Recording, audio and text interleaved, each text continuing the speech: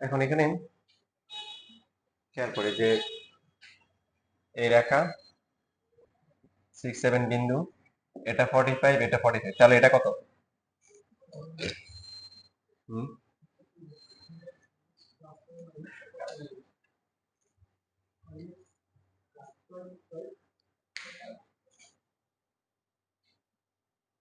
আমারটা দেখো, বোর্ডে যেটা আছে এটা রাইট, এখানে আনসার শিটে ভুল আছে, আনসার শিট কারেকশন করে দাও। আমারটা আসছে, আমার ওই যে ইয়ে মিলছে, সিএম এর মিলছে।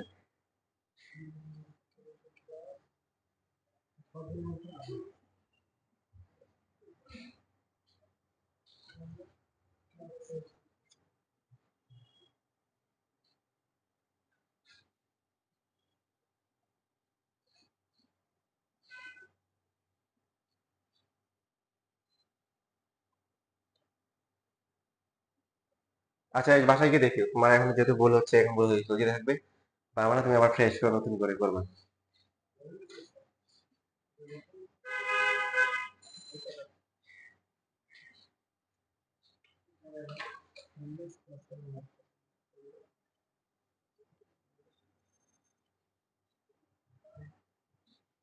কোনটাতে ভুল হচ্ছে?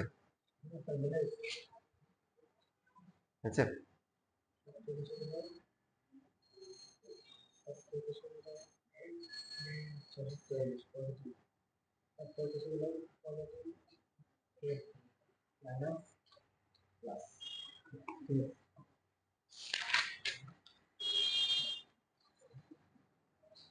এখন এখানে খেয়াল করো যে এটা হচ্ছে 45, এটাও 45, হ্যাঁ, এটা ছিল 6 7 বিন্দু, এই কোনটা কত তাহলে? 90। হ্যাঁ, তার মানে যে দুইটা সমীকরণ আসছে 6 7 বিন্দু, ওরা পরস্পর লম্ব। এখান থেকে দেখা যাচ্ছে যে m2 এর একটা বিন্দু আসছে 7 -7, আর একটা আসছে কত, গুণ করলে কত। তো এই কোণটা যদি 45 না হয় তাহলে কিন্তু মিলবে না, এটা যদি 60 ডিগ্রি হয়, এটা 60, তাহলে এটাও কত, 60।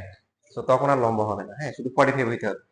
তো এখানে লাস্টে সময় যে একটা কোশ্চেন বলে যে সমীকরণ হচ্ছে দেখাও যে, যদি বলতো দেখাও যে পরস্পর লম্ব, সেই ক্ষেত্রে আমরা এই দুটো ঢাল গুণ করে দিলে হবে -1। আর যদি বলে সমীকরণ থেকে, সেই ক্ষেত্রে কি করবো বলো? এই দুটো হচ্ছে সমীকরণ, এই যে ওই যে a1 a2 plus b1 b2 বের করবো, জিরো হবে, মনে আছে? দুইটা সরলরেখা পরস্পর লম্ব হয়, তাহলে কি এদের হচ্ছে হলো এই যে এক্স এর সহগগুলোর গুণফল আর হচ্ছে ওয়াই সহগগুলোর গুণফলের যোগফল কি হয়, শূন্য হয়। কত আসে? 7 × 1 প্লাস হচ্ছে কি 1 × কি -7, জিরো হয়। হয়, তার মানে এর পরস্পর লম্ব, এভাবে দেখানো উত্তম। Even Y equal to mx plus C ফরম্যাটে নিয়ে ঢাল করলেও হয়, তবে এটা আর কি সবচেয়ে ভালো। যদি লাস্টে বলে দেয়, বলছে না দুই একটা ম্যাথে, যেমন উপরটাতে বলছে যে যেমন দেখাও যে সমীকরণ দুটি দেখাও যে এরা পরস্পর কি লম্ব, তখন আমরা এই কাজ করবো। করো দেখি, এর আগে যেটা পরীক্ষা অনেক বেশি আসছে এটা করো।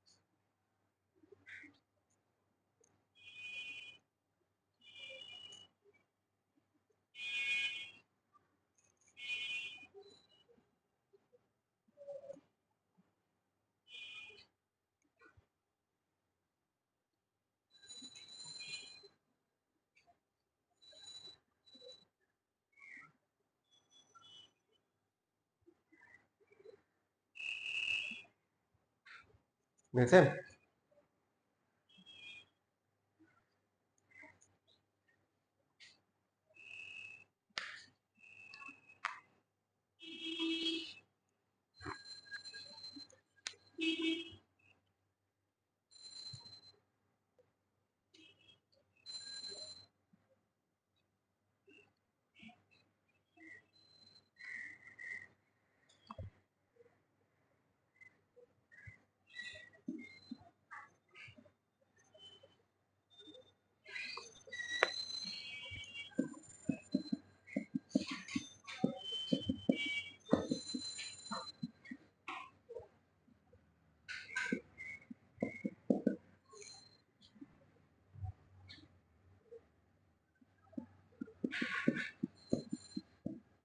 দেখো এবার আমি শুধু ক্যালকুলেশনটা দেখাচ্ছি, লেখাগুলো কিভাবে লিখতে হবে সেগুলো অলরেডি তোমাদেরকে দেখাই দিচ্ছি।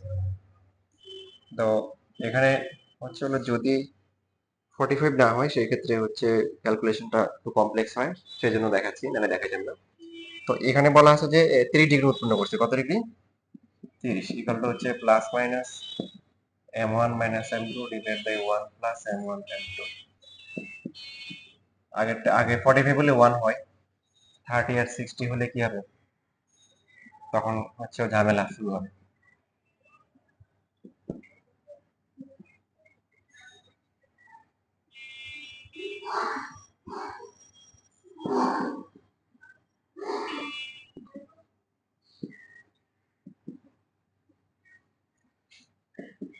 তাহলে প্লাস ধরে যদি আমরা করি 1/√3,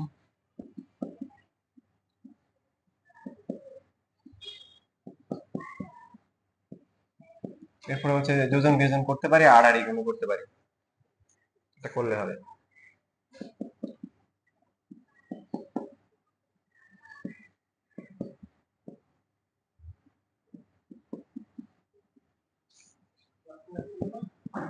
প্লাস ধরলাম, যেহেতু এই মানটা আসে না, সরল মান আসে না, এই জন্য এখানে প্লাস ধরলাম।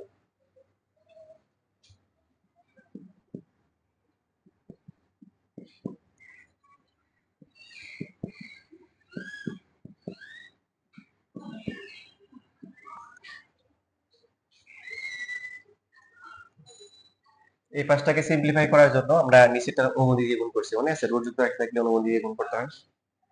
তো এখানে মাইনাস হচ্ছে 2m2 আর নিচে হচ্ছে হলো কি -2, উপরে হচ্ছে কত হবে 1 plus √3 plus √3 plus 3 whole square করতে পারি, আর নিচে হচ্ছে 1 -3, এখানে শুধু m2 থাকে। তার মানে m2 এর ভ্যালু কত আসে? 4 প্লাস হচ্ছে 2√3 ডিভাইড বাই মাইনাস কত 2, m2 ইকুয়াল টু হচ্ছে -2 মাইনাস হচ্ছে √3, এটা একটা মান আসছে।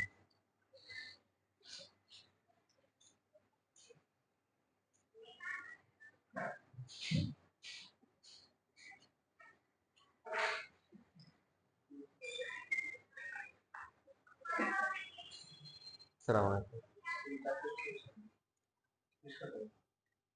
শেষ 5:30। এর আগে ছুটি দিব, দুজন আসেনি তো।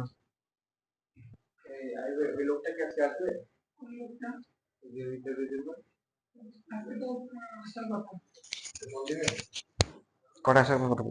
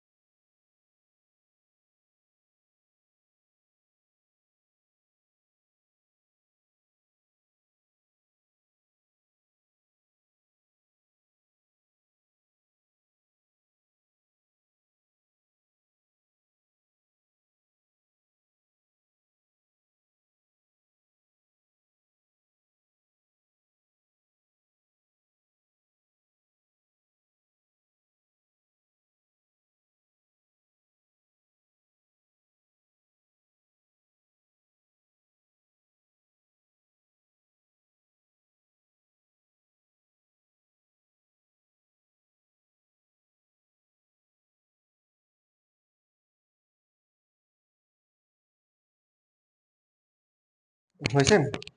আচ্ছা, সেকেন্ডটাতে একটু ঝামেলা আছে। ঝামেলাটা হচ্ছে টু নিচে হতে আবার উল্টে গেলে আবার মাল্টিপ্লাই করতে হবে, আবার গুণ করতে হবে। না, নিচে রাখবো না। তো সেই ক্ষেত্রে একটা কাজ করতে পারি, মাইনাসটা এখানে উপরে না দিয়ে এখানে দিই। -1 দিলাম বা √3 যে কোনো একজনকে দিয়ে দিলাম, এখানে যা আসে তাই থাকুক। তাহলে যেটা হবে, আর যেটা আসতেছে, ঠিক আছে।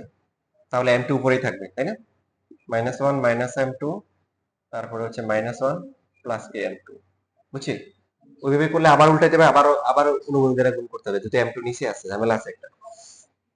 তো সেই ক্ষেত্রে এখানে চেঞ্জ হবে, সেই ক্ষেত্রে এখানে কত, -1 প্লাস হতো -1 সূত্র। এবার এখানে অনুমতি দিয়ে গুণ করতে পারি, অথবা হচ্ছে এভাবে লিখতে পারি যে 1 -√3, আর এখানে হচ্ছে 1 প্লাস √3, মানে হরলবকে মাইনাস দিয়ে গুণ করে একটু ছোট করে নিলাম। আর এই পাঁচটা কত আসে, -2m2 ডিভাইড বাই কত,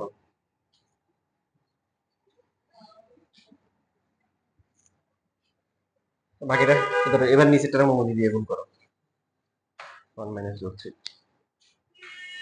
এটা করলে বুঝতেছো যে অমূলত সংখ্যা তো নিচে রাখা যায় না, আবার কি করতে, উল্টাইতে হবে, মানে আবার 2 -√3 দিয়ে গুণ করতে হবে।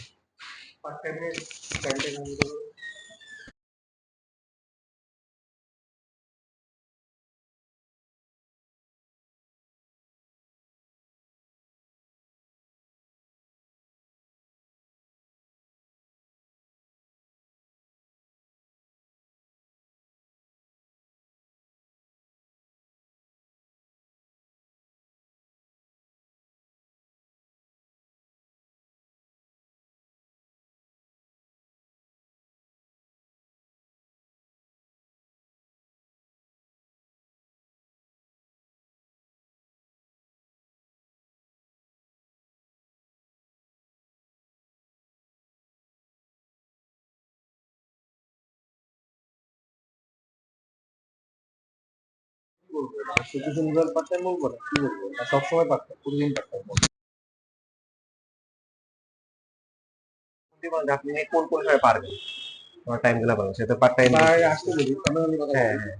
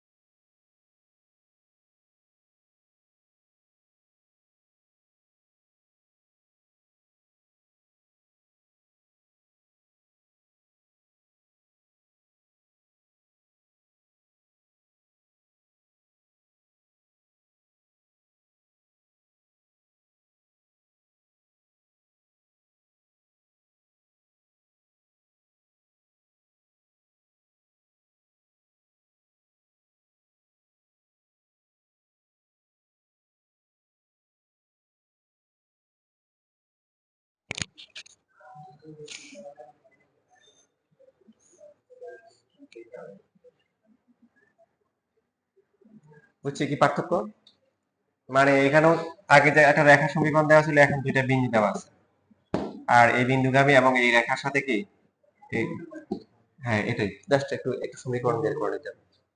আচ্ছা, আরেকটা হচ্ছে হলো যে এখানে যেমন দুই একটা ম্যাথ আছে, সেটা হচ্ছে 101 নাম্বার। দেখো যে কোনটা টেন ইনভার্স 1/3 দেওয়া, কি দেওয়া, কি করবো তাহলে? না, 1/3 তো 1/3, 1/3 কোনো মান নেই। টেন থিটা, থিটা হচ্ছে টেন ইনভার্স 1/3। টেন আর টেন ইনভার্স বাদ যাবে, শুধু 1/3 থাকবে। মানে এটা থিটার মানটা আলাদা করে বের করার দরকার নেই, টেন আর টেন ইনভার্স বাদ, এটা বুঝো? মনে করো যে দেখো তোমরা পড়ে আসছে যে সাইন 60, যদি sine theta equal to x হয়, থিটা ইকুয়াল টু কত, এটা তো বুঝো। তাহলে সাইন 60 এর ভ্যালু হচ্ছে, সাপোজ মনে করো √3/2, তাহলে 60 ডিগ্রি ইকুয়াল টু কত, সাইন ইনভার্স √3/2 না? তো এটা নিয়ে বিস্তারিত আলোচনা আছে, মানে আমাদের ম্যাথের সেকেন্ড পার্টে পুরো একটা চাপড়াই আছে ইনভার্স ত্রিকোণমিতি, এটাকে ইনভার্স ত্রিকোণমিতি বলে। তো এই সাইন ইনভার্স √3/2 যদি প্রশ্ন আসে কি মিন করে, এমসিকিউ আসে, এটা কোণ বোঝায়, তাই না? এই সাইন ইনভার্স √3/2 এটা কোণ। সাইন ইনভার্স √3/2 মানে সাইন কত ডিগ্রি বলে √3/2। তো এখন যদি আমরা এভাবে লিখি, সাইন সাইন ইনভার্স হচ্ছে √3/2, সাইন থাকলো এটুক মানে কত, এটুক মানে হচ্ছে কত, 60, সাইন 60 ভ্যালু আবার কত, তার মানে কি বোঝা গেল যে এটা এটা কাটাকাটি যায়, শুধু √3/2 থাকে। এবার বুঝছি ঠিক সেম ভাবে হচ্ছে টেন টেন ইনভার্সও কাটাকাটি যাবে। ক্যালকুলেট করে দেখতে পারো।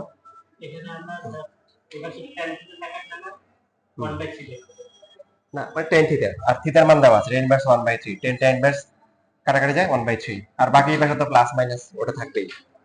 আগে যেমন না 1/3 না, আমরা এভাবে লিখবো প্রথমে টেন টেন থিটা সূত্র লিখবো plus minus m1 minus m2 divide by 1 plus km1, তারপর লিখবো টেন থিটা জায়গায় দেওয়া আছে কত, কোনটা দেওয়া আছে, এটা তো কোন বোঝায়, কোন দেওয়া আছে ইনভার্স 3, তারপরে গিয়ে টেন দিয়ে ইনভার্স করা যায় 1/3, বুঝতেছি? একটু লিখে রাখো আর বাকিটা সেম।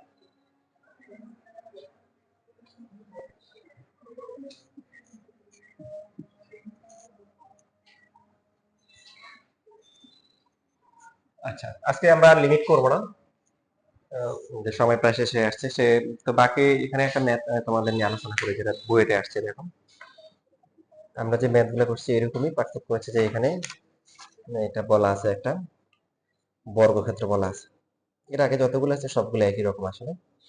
109 নাম্বার কোশ্চেনটা দেখো,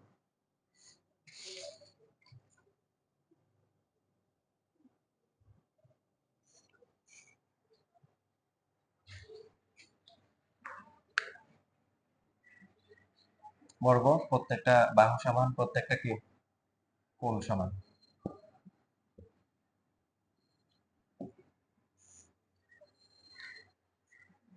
তো তার মধ্যে একটা কর্ণ ইচ্ছে মতো আমরা ধরলাম যে নাম পরে দিই, যে এই যে কোনো একটা কর্ণ ধরলে হবে। এটা সমীকরণ কত?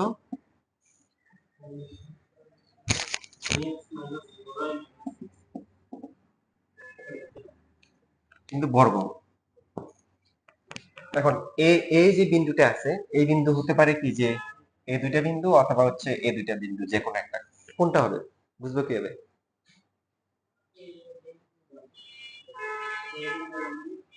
বাহু, এই বিন্দু গানে বাহুগুলোর সমীকরণ বের করতে বলছে। সাপোজ দেখো খেয়াল করো যে সাপোজ এই বিন্দু যদি এখানে হয় তাহলে এটা সমীকরণ বের করতে হবে, এখানে যদি হয় এটা হলে এই চারটা বের করতে হবে। বাট প্রশ্ন হচ্ছে যে আসলে আমাদের ফার্স্টে মানে আইডেন্টিফাই করা উচিত, ডিফাইন করা উচিত যে আসলে মানে এই কি কর্ণের প্রান্ত বিন্দু দিয়ে নাকি বাকি দুইটা যে কোনো একটা। এটা ওটা কিভাবে বুঝবো? ভেরি গুড, সিএম ঠিক বলছে। আমরা কি করব, এই বিন্দুটা হচ্ছে এখানে বসাবো। এই বিন্দু ছিল কত? তো 1,2 বসালে কত হয়? 3 -6 -6 0 হয়।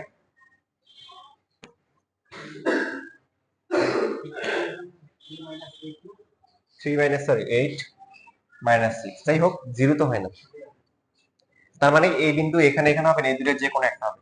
এটা যে কোনো একটা ধরলাম, এটা হচ্ছে 1,2। তার মানে এবার যদি নাম দিই এ বি সি ডি, যে আমাদের এ বি আর হচ্ছে এডি এর সমীকরণ বের করতে হবে। এবার এই ম্যাথটা পুরোটা আমরা এতক্ষণ ধরে যা করছি এটার মতো হয়ে গেছে। কিভাবে? এই যে সমীকরণটা দেওয়া আছে এটা কি ঢাল জানি না, এই বিন্দুটা জানি না। এখন এই রেখা আর এই রেখা, এই রেখার সাথে কত গুণ উৎপন্ন হবে সেটা জানি, জানি। শেষ, বাকিটা এখন আগের মতো। এইটাই,